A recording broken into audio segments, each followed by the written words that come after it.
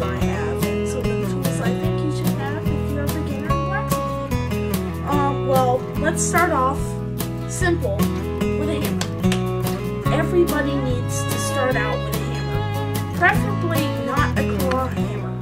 That is the regular carpenter's hammer that you use to pull out nails with. You do not want one of those. Here I have a mallet. It's 3 1/4 pounds. It's a bit too heavy for almost anybody starting.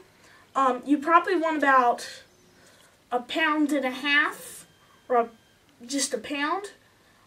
If you want to find some good hammers, go to Blacksmith Depot, and you don't want really a mallet. Buy this kind of hammer. It's called a cross peen because, as you can see, the end of the hammer, or the peen, of course, has a cross on it. Now, a lot of people don't know what this hammer is or is called, so here you know what it looks like and what it's called because it's very difficult to describe. But this is a cross peen hammer, and of course, you have your hammer now, so great. What do you hammer on? An anvil.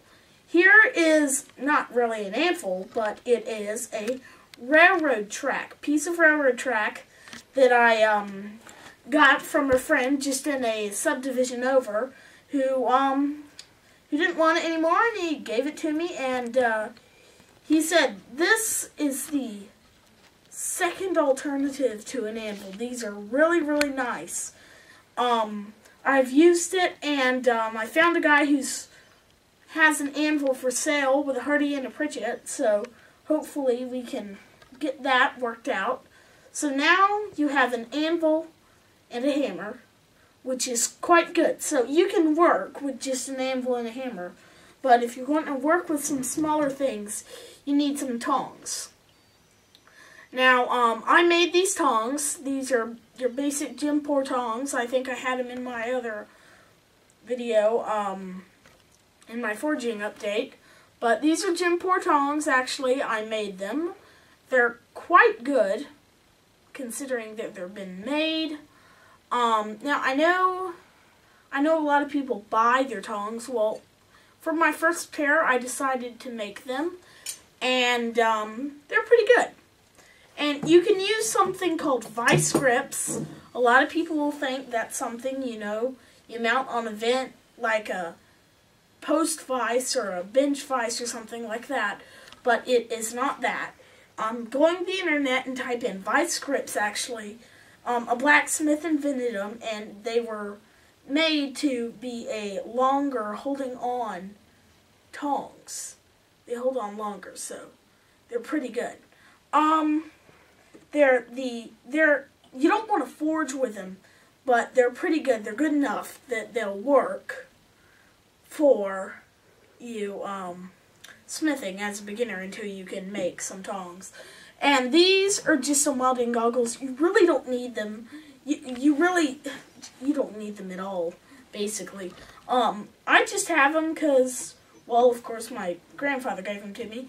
And they're kind of neat to look into the fire. You can see some really neat stuff, and you can kind of gauge the heat of the metal without having to pull it out of the forge, and it's quite nice. And of course, one other thing you'll need to start blacksmithing is a forge.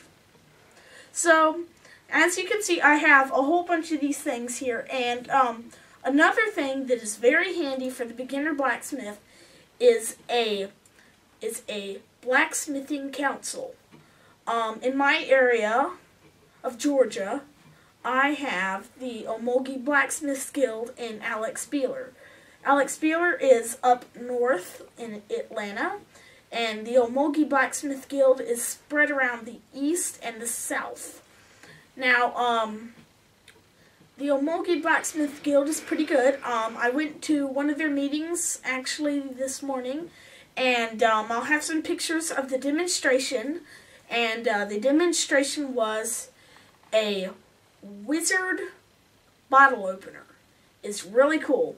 I'll have some pictures of that, and I'll also have some pictures of me forging at a friend's house. Very nice forge and anvil. So, I guess that's it for me today. This is a kind of tutorial slash beginner blacksmith thing. Just to give you a little bit of a clue of what I have and what I forge with. And, yeah, that'll be it. See you later.